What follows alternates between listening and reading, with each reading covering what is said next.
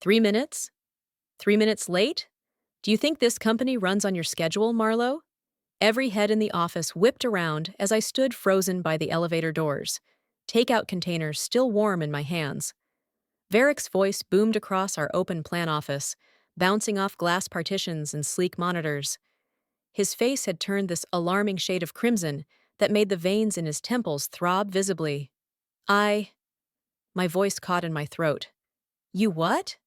You decided everyone else's time doesn't matter? That deadlines are optional for you? He was standing now, his chair rolling backward and hitting the wall behind him. What example does this set for the team when my senior manager can't even return from lunch on time? The silence was absolute. Someone's phone vibrated on a desk, sounding impossibly loud. My heart hammered against my ribs so hard I thought others might hear it. I was helping an elderly woman. Her wheelchair got stuck in. Oh, a heroic act. Varick's laugh sliced through the room. How convenient. Always an excuse with you, isn't there? Last week it was traffic. Before that, your alarm didn't go off. I'd never been late before last week. Not once in 3 years. Everyone else manages to return on time. Everyone else respects this company enough to honor their commitments. His voice dropped to something worse than the shouting. A cold, quiet contempt. Maybe if you spent less time playing savior and more time focusing on your actual responsibilities, the Solvante campaign wouldn't be behind schedule. The Solvante campaign was ahead of schedule. My team had been working overtime for weeks to make sure of it. 3 minutes of your time might seem insignificant to you, but multiply that across our workforce and you're wasting company time and money. Heat crawled up my neck as someone coughed uncomfortably. My lunch had grown cold in my hands. The elderly woman's grateful smile flashed in my mind.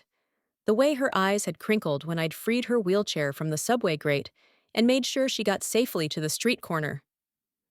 I apologize for being late, I said, the words tasting like ash. Apologies don't make up for unprofessionalism, Varick snapped, finally sitting back down. Perhaps you should review the company handbook again. Section 8 covers punctuality. He waved his hand dismissively. Everyone back to work. Some of us have deadlines to meet. As I walked to my desk, legs wooden beneath me, not a single colleague made eye contact. Some typed with sudden intensity. Others became fascinated with their phone screens. Only my assistant Rena gave me a quick, sympathetic glance before looking away. I'm Marlowe, 34, senior marketing strategist at what most people would consider a prestigious consulting firm. Until that moment, I'd believed I was respected here, valued, maybe even liked. Before I go any further with this story, would you take a second to tell me in the comments where you're watching from? I'm still stunned by how far this story has traveled, and I want to know who's listening. Also, if you could like and subscribe, it would mean everything to me right now. This isn't easy to share. Okay, back to that day. I sat at my desk, feeling hollow. The humiliation had carved something out of me. My dignity, maybe, or the last shreds of the professional respect I'd spent years building. My team members sent messages asking if I was okay. I responded with reassurances I didn't feel. What Varick didn't know, couldn't know, was that his 3-minute tirade had just shattered the last thin barrier of my tolerance. For months, I'd watched him, listened, documented. It started innocently enough. As the unofficial IT troubleshooter in our department, our actual IT department was perpetually backlogged. I often helped colleagues with technical issues. Marlowe can fix anything, they'd say. Need to recover a corrupted file? Ask Marlowe. Email disappeared? Marlowe knows how to find it. 6 months ago, I was helping Zayla from accounting recover some emails when I noticed something strange. Messages from Varick to her. Deleted but still retrievable from the server backups. The content made my skin crawl. Wear that blue dress again tomorrow. The one that shows your figure. The clients respond better when you look the part. There were others. Dozens to different women in the company. All with the same underlying message. Your value here is tied to your appearance. Your willingness to play along. Your ability to tolerate my jokes. I should have reported it immediately. But to whom? Varick was untouchable. Nephew of the company founder, Golden Boy, who'd brought in 3 major clients last year. His behavior was an open secret, but one everyone pretended not to notice. So I started keeping records. Not actively snooping. I would never cross that line, but preserving evidence when it legitimately crossed my path through my IT help role. When women confided in me about uncomfortable interactions, I asked if I could document their experiences. Most said yes. Then I discovered the expense reports. I wasn't looking for them. I was helping our finance director locate a missing client invoice when I stumbled across Varick's personal expenses being billed to company accounts. Weekend trips labeled as client meetings, expensive dinners with no client names attached, even a watch, a $12,000 watch, categorized as a business development gift with no recipient listed.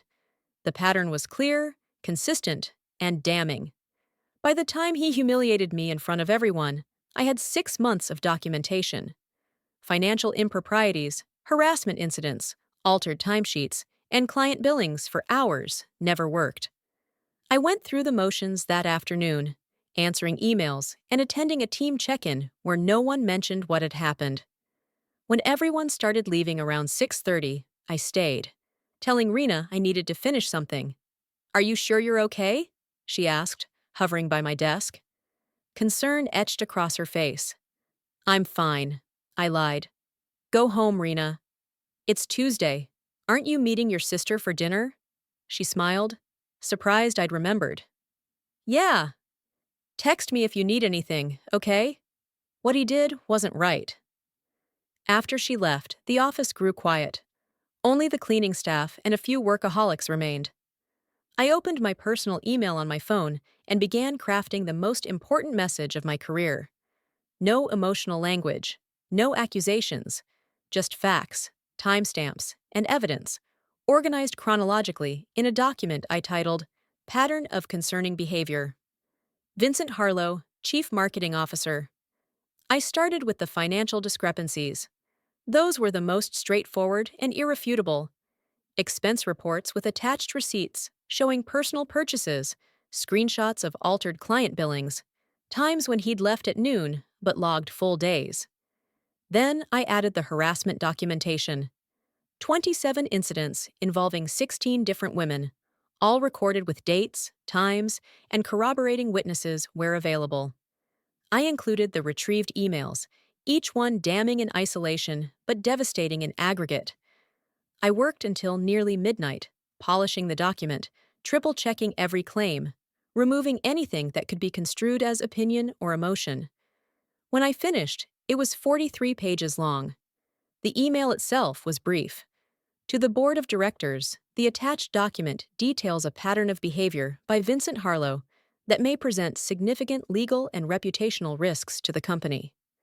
As a concerned employee with a duty to report, I am bringing this to your attention directly after observing these issues over a period of 6 months. I'm available to discuss this matter at your convenience and to provide any additional information you may require. Respectfully, Marlowe Senior Marketing Strategist. I scheduled it to send at 6 in the morning, early enough to reach the board members before Varick arrived, late enough that they would actually be checking email. Then I went home and didn't sleep. Morning came with a strange calm. I dressed carefully, a structured navy blazer over a simple white top, tailored pants, minimal jewelry, professional, unmemorable. I didn't want my appearance to be part of the conversation in any way.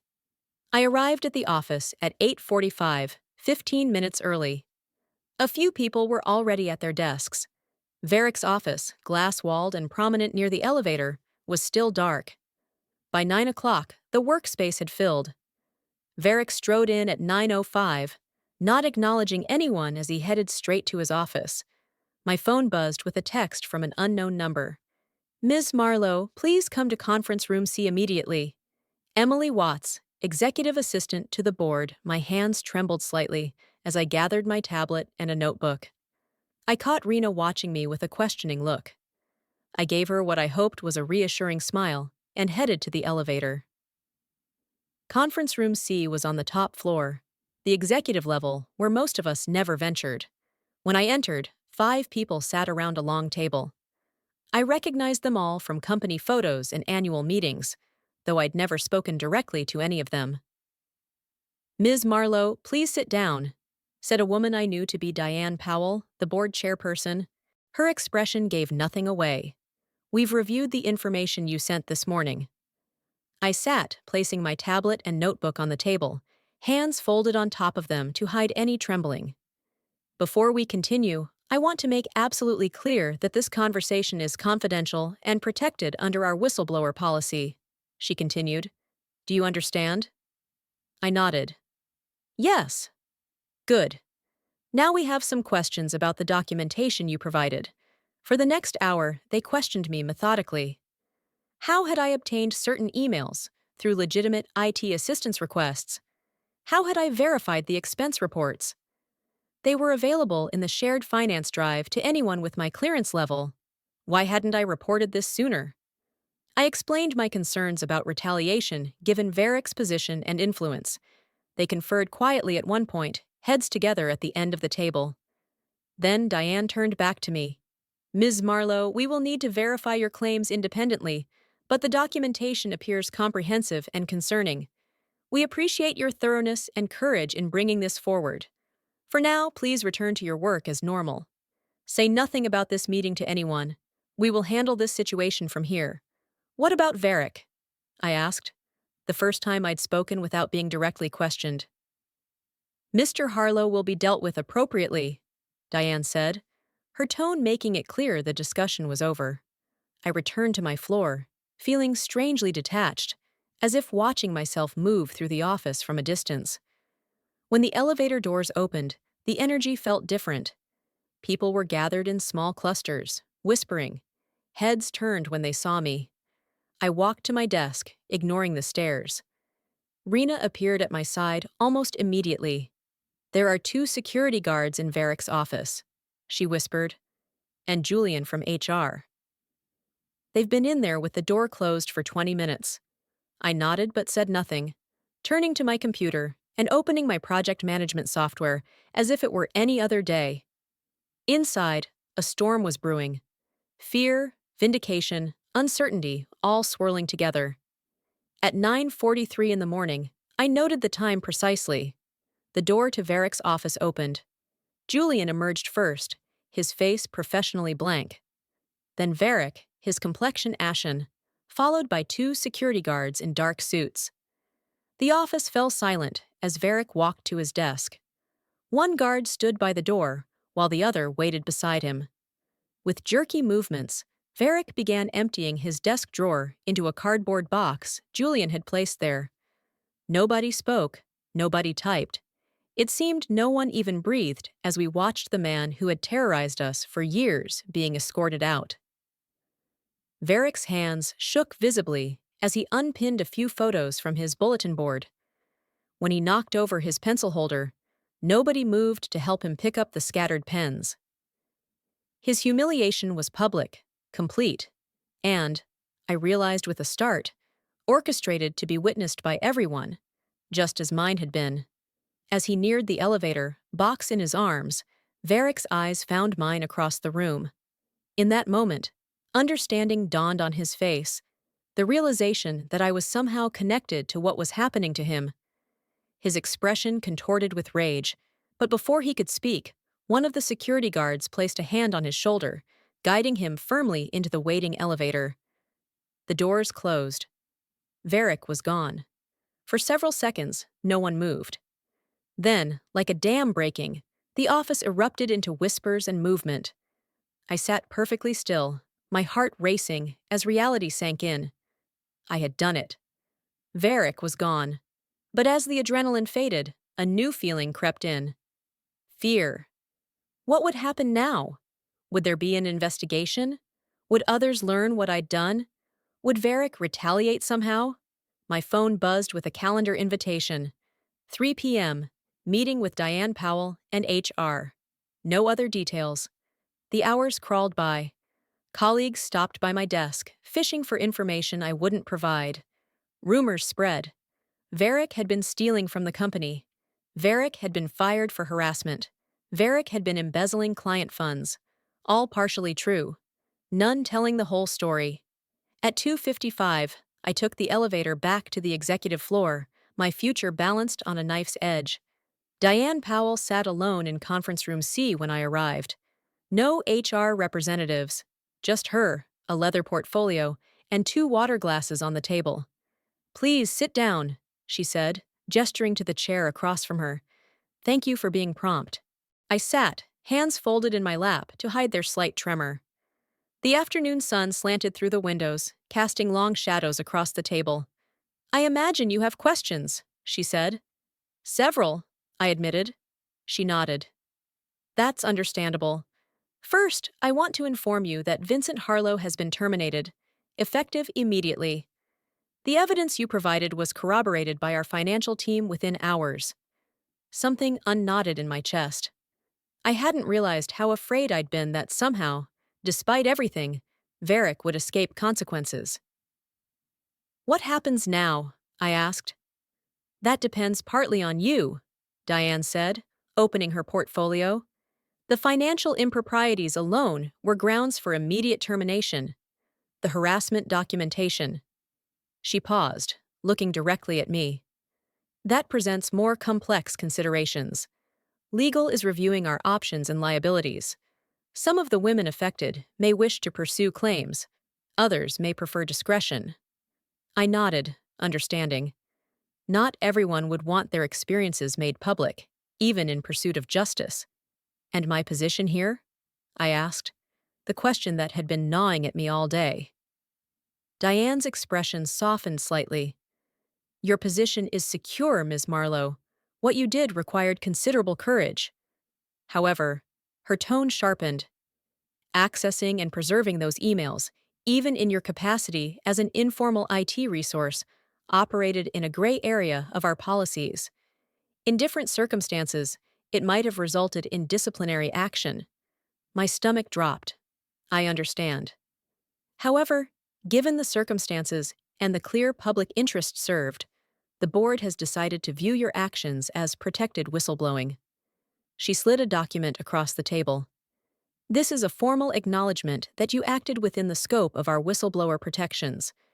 It also includes a confidentiality agreement regarding the specific evidence and Varick's termination." I scanned the document. It protected me legally while requiring my silence about the details. "We'll be restructuring the marketing department," Diane continued as I read. "In the interim, we'd like you to step in as acting chief marketing officer." I looked up, stunned. "Me? Your team respects you. You know the clients and projects, and you've demonstrated integrity under pressure." She offered a thin smile. "Consider it a trial period, 3 months after which we'll evaluate permanent leadership options." Words failed me momentarily. "Thank you. I'm honored by the trust." "Don't thank me yet," Diane said dryly. "You're inheriting a department in turmoil and clients who will have questions. It won't be easy."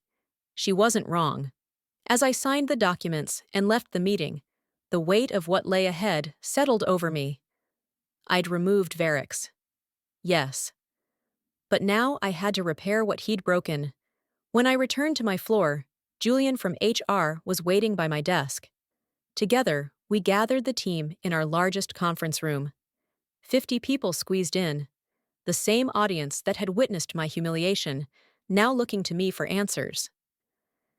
"As many of you have noticed, Vincent Harlowe is no longer with the company," Julian began formally.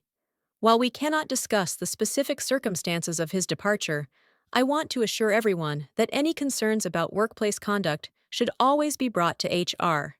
Your safety and dignity at work are paramount." He nodded to me, passing the baton. I stood, surveying the faces before me, some anxious, some curious, all uncertain. "For the next 3 months, I'll be serving as acting CMO." I said, my voice steadier than I felt. "My first priority is ensuring our client work continues seamlessly. My second is supporting each of you through this transition." Questions flew. Would teams be restructured? Would Varick's clients stay with us? What about the Solvante campaign he'd criticized? I answered what I could, promised to find answers for what I couldn't.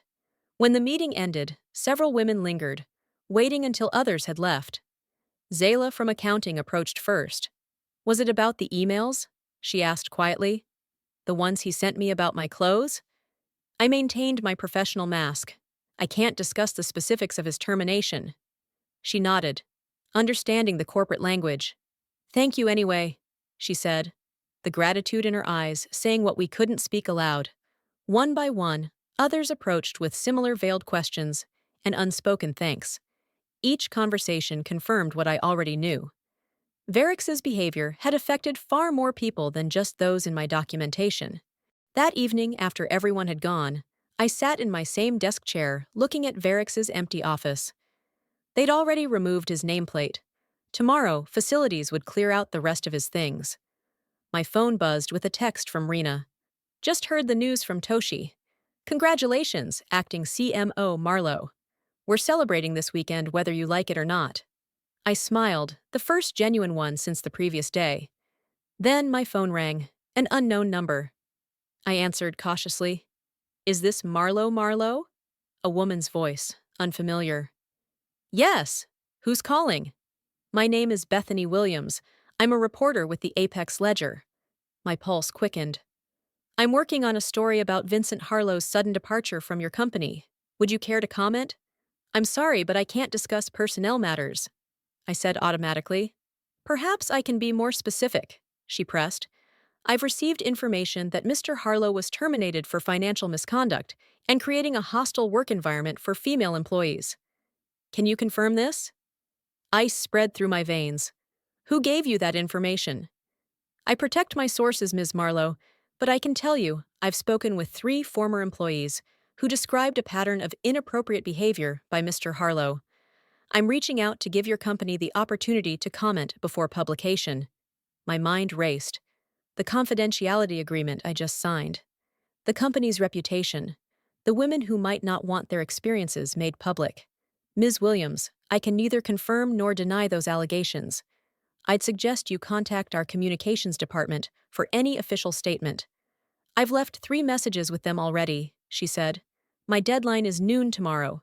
If I don't hear back, I'll have to note that the company declined to comment. After she hung up, I immediately called Diane Powell. To her credit, she answered despite the late hour. A reporter contacted me, I explained. She knows about Veric. Diane sighed heavily. We expected this might happen. Former employees aren't bound by our confidentiality agreements. I'll have legal and communications coordinate a response. What should I do if she calls again? Direct her to communications and say nothing else, Diane said firmly. This will blow over, Ms. Marlowe. These stories always do. But it didn't blow over. The Apex Ledger article ran 2 days later. Marketing executive ousted amid misconduct allegations. It didn't name specific victims, but detailed a pattern of behavior spanning years. By noon, other outlets had picked up the story. By evening, it had spread to social media. Then came the lawsuit, not from any of the women, from Veric himself. He sued the company for wrongful termination and defamation, claiming the allegations were fabricated. He sued me personally for invasion of privacy and tortious interference with his employment. The summons arrived at my apartment on a Saturday morning, delivered by a process server who looked bored as he handed me the envelope. I called Diane immediately. We expected this too, she said, sounding unsurprised. Our attorneys will represent you as part of your whistleblower protection. Don't respond to the lawsuit yourself. And don't speak to Veric or his attorneys under any circumstances.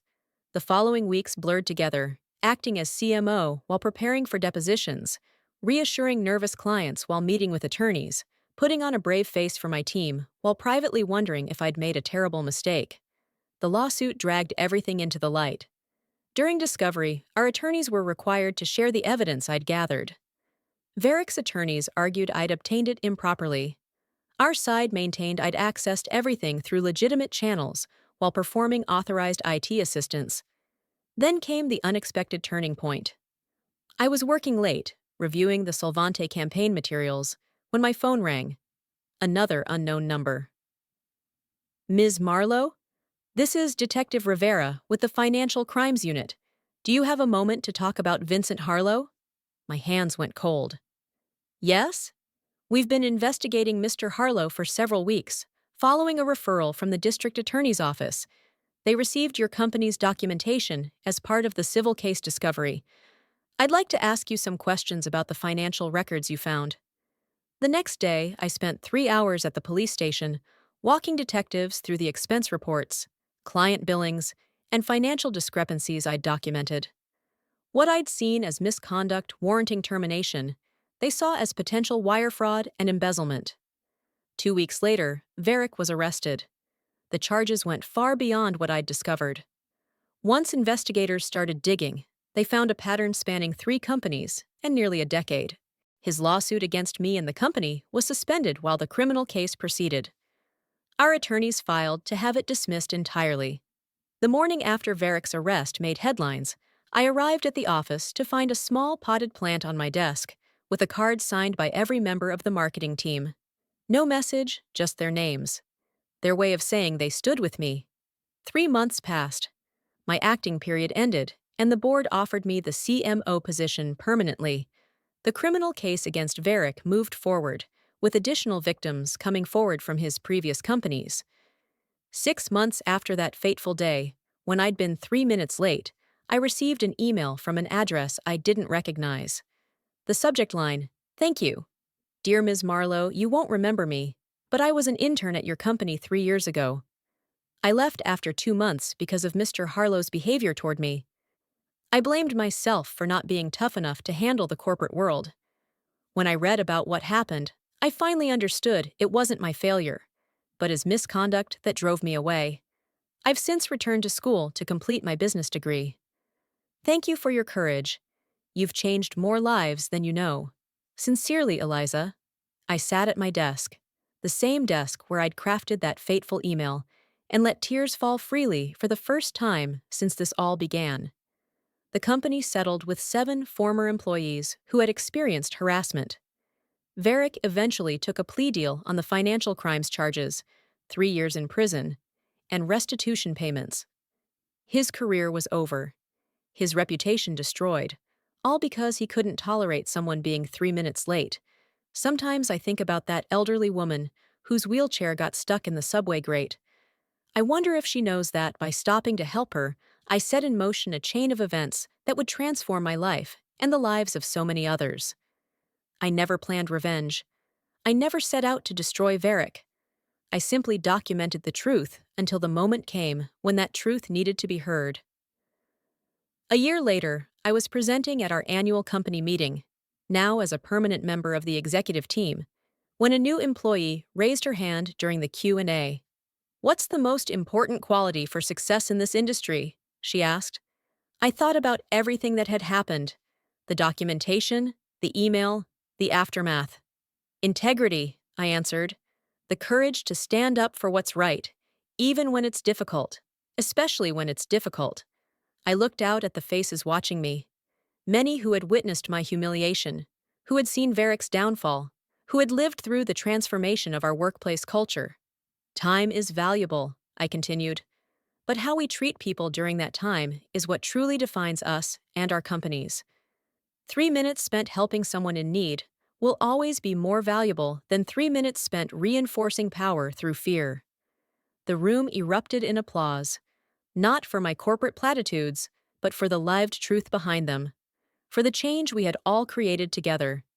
In the end, Varick's obsession with those 3 minutes cost him everything. My willingness to give those 3 minutes to someone in need gave me more than I could have imagined. If there's one thing I've learned from all this, it's that justice doesn't always arrive with a thunderclap. Sometimes it builds slowly, document by document, truth by truth, until the weight of reality becomes impossible to ignore. So if you're watching this and facing your own Varick, document everything, find allies, wait for the right moment. The truth has power if you're patient enough to let it work. If this story resonated with you, please hit that like button. It helps more people find it who might need to hear it. Subscribe if you want to hear more stories about workplace justice and accountability. And please leave a comment sharing your thoughts or experiences. Every story shared creates ripples that can change someone else's life. Remember, sometimes the most powerful revenge isn't about getting even, it's about getting better, creating change, and helping others avoid the pain you experienced. That's the revenge that lasts.